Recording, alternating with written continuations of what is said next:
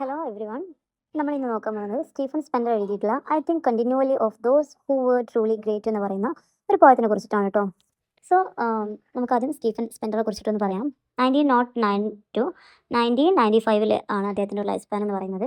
അദ്ദേഹം ഒരു ഫേമസ് ആയിട്ടുള്ള ഒരു ഇംഗ്ലീഷ് പോയറ്റാണ്. അതുപോലെ ഓക്സ്ഫോർഡ് പോയറ്റ്സിൽ പെട്ട ഒരാളാണ് കേട്ടോ. ഈ ഓക്സ്ഫോർഡ് പോയറ്റ്സ് എന്ന് പറയുമ്പം 1930s ഉണ്ടായിരുന്ന ഒരു 4 പോയറ്റ്സ്, ഒരു 4 ആളും കൂടെ ഒരു ഗ്രൂപ്പായിരുന്നു. ഒരു ഗ്രൂപ്പിനെ മസ്കിറ്റേഴ്സ് എന്നായിരുന്നു വിളിച്ചിട്ടുണ്ടായിരുന്നത്. അതിൽ പെട്ട ഒരാളായിരുന്നു നമ്മുടെ സ്റ്റീഫൻ സ്പെൻഡർ. അതിൽ പെട്ട ഒരാളായിരുന്നു നമ്മൾ നേരത്തെ പഠിച്ചിട്ടുള്ള നമ്മുടെ WH ഓദൻ എന്ന് പറയുന്ന അദ്ദേഹം. നമ്മുടെ WH ഓദനും സ്റ്റീഫനും അതുപോലെ സിസിൽ ഡെ ലെവിസ് എന്ന് പറയുന്ന ഒരു വ്യക്തിയും അതുപോലെ ലൂയിസ് മാഗ്നീസ് എന്ന് പറയുന്ന ഒരു വ്യക്തിയും, ഇവർ 4 പേർ കൂടിയിട്ടാണ് ആ ഒരു ഗ്രൂപ്പ് ഉണ്ടായിരുന്നത്. അപ്പം അവർ ആ ഒരു 1930s പോയിറ്റ്സിൽ പെടുന്ന ആളുകളാണ്. അപ്പം ഇദ്ദേഹത്തിൻ്റെ വർക്ക്സ് എന്ന് പറയുന്നത് 9 എക്സ്പെരിമെൻറ്റ്സ് എന്ന് പറയുന്നത് അദ്ദേഹത്തിൻ്റെ ഫസ്റ്റ് പോയിറ്റ്സിൻ്റെ ഒരു പോയട്രിയുടെ വലിയൊരു ഫസ്റ്റ് വോളിയമാണ്. 1928 ഇറങ്ങിയിട്ടുണ്ടായിരുന്നത്. അദ്ദേഹത്തിൻ്റെ മെയിൻ ഫീച്ചേഴ്സ് എന്ന് പറയുമ്പോൾ അദ്ദേഹം സോഷ്യലായിട്ടുള്ള ഇഷ്യൂസ്, പൊളിറ്റിക്കൽ കൺസേൺ തുടങ്ങിയിട്ടുള്ള ഫാസിസം തുടങ്ങിയിട്ടുള്ള സംഭവങ്ങളുമായിട്ട് ബന്ധപ്പെട്ടിട്ടാണ് അദ്ദേഹത്തിൻ്റെ റൈറ്റിംഗ്സ് അധികം ഉണ്ടായിരിക്കുക എന്നുള്ളതാണ്. അപ്പം നമുക്ക് പഠിക്കാനുള്ളത് I think continually of those who were truly great എന്ന് പറയുന്ന ഒരു പോയാണ്. മഹാന്മാരെ കുറിച്ചിട്ട് എഴുതിയിട്ടുള്ള ഒരു പോയാണ് കേട്ടോ. അപ്പം അവർ മരിച്ചു പോയാലും ഇവരുടെ നല്ല പ്രവൃത്തികളും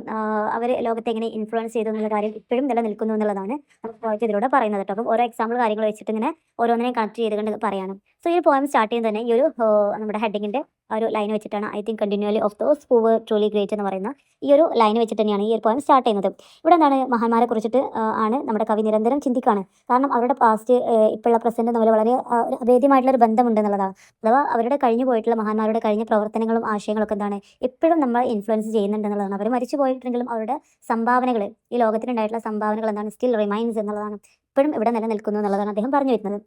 അതുപോലെ നമ്മുടെ കവി സ്പെൻഡർ എന്താണ് ഈ മഹാന്മാരൊക്കെ എന്താണ് ഒരു നാച്ചുറുമായിട്ട് കമ്പയർ ചെയ്യാണ്. നമ്മുടെ നാച്ചുറലുള്ള സൺലൈറ്റ്, അതുപോലെ ഫ്ലവേഴ്സ്, എന്താ പറയുക, മഞ്ഞുമലകൾ, പുൽമേടുകൾ, വിൻഡ്, ക്ലൗഡ്സ് തുടങ്ങിയിട്ടുള്ള സംഭവങ്ങൾക്ക് എന്താണ് ഇപ്പോഴും നിലനിൽക്കുന്നുണ്ട് എന്നുള്ളതാണ്. അപ്പം ഗ്രേറ്റ് പീപ്പിളും അതുപോലെ തന്നെയാണ്. അവർ എറ്റേണലാണ്. അവർ മരിച്ചു പോയിട്ടുണ്ടെങ്കിലും അവരുടെ സംഭാവനകൾ ഇപ്പോഴും നിലനിൽക്കുന്നുണ്ട്. നമ്മുടെ സണ്ണും ഫ്ലവേഴ്സും മൗണ്ടെയിൻസും പുൽമേടുകളൊക്കെ നിലനിൽക്കുന്ന പോലെ അവരും അവരുടെ പ്രവൃത്തികളും ഇപ്പോഴും നിലനിൽക്കുന്നു. ഇതിപ്പോഴും ആളുകൾ ഓർത്തുകൊണ്ടേയിരിക്കുന്നു, സ്മരിച്ചുകൊണ്ടേയിരിക്കുന്നു എന്നുള്ള കാര്യമാണ് പറയുന്നത്. എത്ര കാലം കഴിഞ്ഞു പോയാലും എത്ര കാലം കടന്നു പോയാലും എന്താണ് അവരുടെ മഹത്വം ഒരിക്കലും നഷ്ടപ്പെടുന്നില്ല എന്നുള്ളതാണ്. അപ്പോൾ നേച്ചർ ഈസ് എറ്റേണൽ, അതുപോലെ തന്നെയാണ് അവരുടെ ആ ഒരു ഗ്രേറ്റ് പീപ്പിൾസ് ഓൾസോ എറ്റേണൽ എന്നുള്ളതാണ് പറയുന്നത് കേട്ടോ. അപ്പം പിന്നീട് ഇതിൽ പറയുന്ന കാര്യം ഗ്രേറ്റ് ആയിട്ടുള്ള ആളുകളെ കുറിച്ചിട്ടാണല്ലോ പറയുന്നത്. പക്ഷേ ഇതിൽ ആരാണ് ട്രൂലി ഗ്രേറ്റ് ആരാണെന്നുള്ള കാര്യം പോയിട്ട് പറയുന്നില്ല. അത് it's may be poets, soldiers, artist, social workers, sacrifice, ഏതൊരു കാര്യത്തിലും സാക്രിഫൈസ് ചെയ്യുന്ന വ്യക്തികളായിരിക്കാം. പോയിറ്റ്സ് എഴുതുന്ന ആൾക്കാരായിരിക്കാം, എന്താണ് സൈനികരായിരിക്കാം, കലാകാരന്മാരായിരിക്കാം. ഇന്ന ആളുകളാണ് മഹാന്മാർ എന്നുള്ള രീതിയിൽ പല മേഖലകളിലും ഉള്ള മഹാന്മാരുണ്ടാവും. അപ്പം എല്ലാവരെയും ഒരുമിച്ച് ചേർത്തിട്ടാണ് പറയുന്നത്. അല്ലാതെ എഴുത്തുകാരെ മാത്രമല്ല കേട്ടോ മഹാന്മാരെന്ന് പറയുന്നത്. അഥവാ മഹാന്മാരായിട്ട് കണക്കാക്കുന്നവരുടെ അവരുടെ സ്ഥാനങ്ങളോ അവരുടെ ഫെയിമോ അല്ലെങ്കിൽ അവരുടെ വെൽത്തോ ഒന്നുമല്ല. അവരുടെ ആക്ഷൻസ്, അവരുടെ ഡീഡ്സ്, നല്ല പ്രവൃത്തികൾ, അതുപോലെ അവരുടെ വേർഡ്സ്, അതുപോലെ അവരുടെ ക്രിയേഷൻസ്, അവരെന്താണ് ഉണ്ടാക്കിയിട്ടുള്ളത് എന്നുള്ള ബേസ് ചെയ്തിട്ടാണ് എന്താണ് മഹാന്മാരെ കണക്കാക്കുന്നത് എന്നുള്ളതാണ്. അപ്പം പോയിട്ട് എന്താണ് ഈ മഹാന്മാരുടെ ജീവിതത്തിൽ എന്താണ് ഓരോ മണിക്കൂറിനെയും ശരിക്കും സൂര്യനോട് ഉപമിക്കുക തന്നെ. നമുക്ക് ലൈറ്റും അതുപോലെ തന്നെ എനർജിയും നൽകുന്നുണ്ടല്ലേ. അതുപോലെ തന്നെ മഹാന്മാരുടെ ഓരോ മണിക്കൂറുകളും അവരുടെ പ്രവർത്തനങ്ങൾ, അവരുടെ ലക്ഷ്യബോധങ്ങൾ മറ്റുള്ളവർക്ക് എന്താണ് എപ്പോഴും ഇൻസ്പിറേഷനായിട്ട് നൽകി എന്നുള്ളതാണ്. അപ്പം അവരുടെ ഓരോ മണിക്കൂറുകളും മറ്റുള്ളവർക്ക് സേവനം അനുഷ്ഠിച്ചും മറ്റുള്ളവരുടെ കാര്യങ്ങളിൽ എന്താണ് കൂടുതലായിട്ട് ഇൻസ്പിറേഷൻ നൽകിയുമാണ് അവർ ജീവിച്ചു കൊണ്ടിരുന്നത് എന്നുള്ളതാണ് ഇതിൽ പറയുന്നത്. ദെൻ പിന്നീട് നമ്മുടെ പോയിട്ട് നമ്മുടെ ഗ്രേറ്റ് പീപ്പിൾസിൻ്റെ ഒക്കെ ആശയങ്ങൾ, അവരുടെ ഐഡിയാസിനൊക്കെ എന്താണ് പിന്നീട് ബ്ലോസമിനോടാണ് ഉപമിക്കുന്നത്. അഥവാ വസന്തകാലത്ത് വിരിഞ്ഞ് നിൽക്കുന്ന പൂക്കളുണ്ടല്ലോ, ആ പൂക്കൾ എന്ന് പറയുന്നത് നാച്ചുറൽ എന്താണ് കളറ്, ബ്യൂട്ടി, അല്ലെങ്കിൽ ഒരു തരത്തിലൊരു പുതുമ നൽകുന്നുണ്ടല്ലോ നമ്മുടെ പ്രകൃതിക്ക്. അതുപോലെ തന്നെ എന്താണ് അവരുടെ പ്രവർത്തനങ്ങളെല്ലാം ലോകത്തെ എന്താണ് കൂടുതൽ മനോഹരമാക്കിയതും അതുപോലെ തന്നെ മികച്ചതുമാക്കി മാറ്റിയിട്ടുണ്ട് എന്നുള്ളതാണ് നമ്മുടെ കവിയുടെ പറയുന്നത്. അപ്പം ഓരോ കാര്യങ്ങളും എന്തൊക്കെയാണ് ശരിക്കും അതിനെ ഉപമിക്കുന്നത് എന്നുള്ളത് ഓർത്ത് വെക്കുക. നമ്മുടെ നാച്ചുറുമായിട്ട് ഉപമിക്കുന്നുണ്ട്, സണ്ണിനോട് ഉപമിക്കുന്നുണ്ട്, അതുപോലെ തന്നെ ബ്ലോസമിനോട് ഉപമിക്കുന്നുണ്ട്. ആ കാര്യങ്ങളൊക്കെ ജസ്റ്റ് ചിന്തിച്ച് വെക്കുക. പിന്നീട് നിങ്ങളുടേതായിട്ടുള്ള ഭാഷയിൽ എന്തെങ്കിലും ചോദിച്ചാൽ എഴുതുക എന്നുള്ളതാണ്. അതുപോലെ ഒരു ഏജ്ലെസ് സ്പ്രിങ്സ് എന്ന് പറയുമ്പോൾ, അഥവാ ഏജ്ലെസ് സ്പ്രിങ്സ് നിന്ന് ഒരിക്കലും വറ്റാത്ത അല്ലെങ്കിൽ എന്താണ് ഒരു കാലാതീതമായിട്ടുള്ള ഉറവകൾ എന്നുള്ള രീതിയിലൊക്കെ പറയാം. അപ്പം ചിലരെന്താണ് ഈ ഏജ്ലെസ് സ്പ്രിങ്സ് എന്ന് പറയുന്നത് എന്താണ് ഉദ്ദേശിക്കുന്നത്, ഒരു ഡിവൈൻ പവർ അല്ലെങ്കിൽ ഒരു ഇൻസ്പിറേഷൻ അവർക്ക് ലഭിച്ചിട്ടുണ്ടായിരുന്നു എന്നുള്ള രീതിയിലാണ് പറയുന്നത് കേട്ടോ.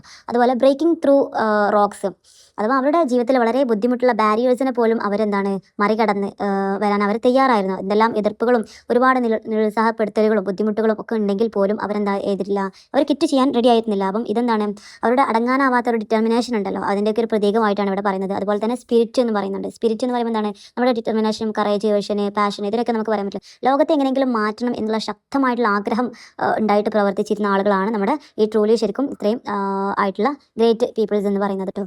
അതുപോലെ നമ്മുടെ കവി പറയാണ് വിലപ്പെട്ട ഒന്നിനെയും ഒരിക്കലും മറക്കാൻ പാടില്ല എന്നുള്ളത്. അതുപോലെ അവർ അവരുടെ ലൈഫിൽ എപ്പോഴും ഫൈറ്റ് ചെയ്തിട്ടുണ്ടായിരുന്ന ആളുകൾ, അവരുടെ ജീവിതത്തിന് വേണ്ടിയിട്ടല്ല അവർ ഫൈറ്റ് ചെയ്തിട്ടുണ്ടായിരുന്നത്, പക്ഷേ മറ്റുള്ളവരുടെ ജീവിതങ്ങൾക്ക് വേണ്ടിയിട്ടും ഇനി വരാനുള്ള മനുഷ്യരാശിക്കും വേണ്ടിയിട്ടും അവർ പോരാടിയവരായിരുന്നു എന്നുള്ളതാണ്. അപ്പോൾ മനുഷ്യൻ ആരംഭിച്ച കാലം മുതൽ തന്നെ എന്താണ് മനുഷ്യന്മാർ അനുഭവിച്ച സഫറിങ്, സ്ട്രഗിൾ, വാർ, ഇതിനൊക്കെ കുറിച്ചിട്ടെല്ലാം മഹാന്മാരെന്താണ് ഉത്തമ ബോധ്യമുള്ളവരായിരുന്നു എന്നുള്ളതാണ് പറയുന്നത്. എന്നാൽ ഈ ഒരു പോയത്തിൻ്റെ അവസാന ഭാഗം എത്തുമ്പോൾ നമുക്ക് മനസ്സിലാവും സ്പെൻസർ എന്ന് പറയുന്ന നമ്മുടെ എഴുത്തുകാരൻ എന്താണ് ഒരു പോയിറ്റ് മാത്രമല്ല, അദ്ദേഹത്തിന് ആർട്ടുമായിട്ടും ലിറ്ററേച്ചറായിട്ടും കൾച്ചറായിട്ടും ഒരുപാട് ബന്ധമുള്ള, ഒരുപാട് റിലേറ്റ് ചെയ്യാൻ പറ്റുന്ന ഒരടുത്ത ആളായിരുന്നു അദ്ദേഹം എന്നുള്ളത്. അപ്പം അദ്ദേഹം പറയുന്നത് എന്താ വെച്ചാൽ എല്ലാ എഴുത്തുകാർക്കും അല്ലെങ്കിൽ എല്ലാ ആർട്ടിസ്റ്റുകൾക്കും റൈറ്റേഴ്സിനൊക്കെ എന്താണ് ഒരു മോറൽ റെസ്പോൺസിബിലിറ്റി ഉണ്ട് എന്നുള്ളതാണ്. കാരണം സമൂഹത്തിൽ എന്ത് പ്രശ്നങ്ങൾ വന്നാലും അത് ആരതിൽ ഇടപെടണം, ഈ റൈറ്റേഴ്സും അതുപോലെ തന്നെ എന്താണ് ആർട്ടിസ്റ്റുകളും അതിൽ ഇടപെടണം എന്നുള്ള ഒരു ഉത്തമ ബോധ്യം ഉണ്ട് എന്നുള്ള കാര്യം പറഞ്ഞിട്ടാണ് ശരിക്കും ഈ ഒരു പോയം അദ്ദേഹം അവസാനിക്കുന്നത്. അഥവാ ഈ ഒരു പോയം എന്ന് പറയുന്നത് നമ്മുടെ ഗ്രേറ്റ് പീപ്പിൾസിനോട് ട്രിബ്യൂട്ടായിട്ടാണ് ശരിക്കും അവതരിപ്പിക്കുന്നത് എന്നുള്ളതാണ്.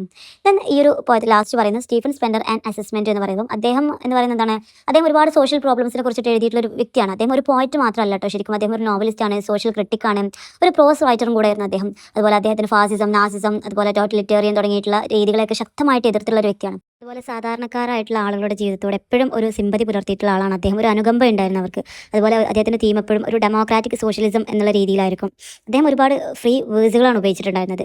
നമ്മൾ ടി.എസ്. ഇലിയറ്റിനെ പോലെ എന്താണ് ഭയങ്കര കോംപ്ലക്സ് ആയിട്ടുള്ള രീതിയിൽ നിന്ന് മാറി ഭയങ്കര സിമ്പിളായിട്ടുള്ള ആളുകൾക്ക് മനസ്സിലാക്കാൻ പറ്റുന്ന രീതിയിൽ, സാധാരണ ആളുകൾക്ക് പോലും മനസ്സിലാക്കാൻ പറ്റുന്ന രീതിയിലായിരുന്നു അദ്ദേഹത്തിൻ്റെ റൈറ്റിങ്സ് കൂടുതലായിട്ടും എഴുതിയിട്ടുണ്ടായിരുന്നു എന്നുള്ളതാണ്. ഇതാണ് അദ്ദേഹത്തിനെ കുറിച്ചുള്ള ഒരു അസസ്മെൻറ്റ് എന്നുള്ള രീതിയിൽ നമ്മൾ ടെക്സ്റ്റിൽ പറയുന്ന കാര്യങ്ങളൊക്കെ. സോ ഇത്രയേ ഉള്ളൂ നമ്മുടെ ഈ ഒരു യൂണിറ്റിൽ പറയാനായിട്ട്.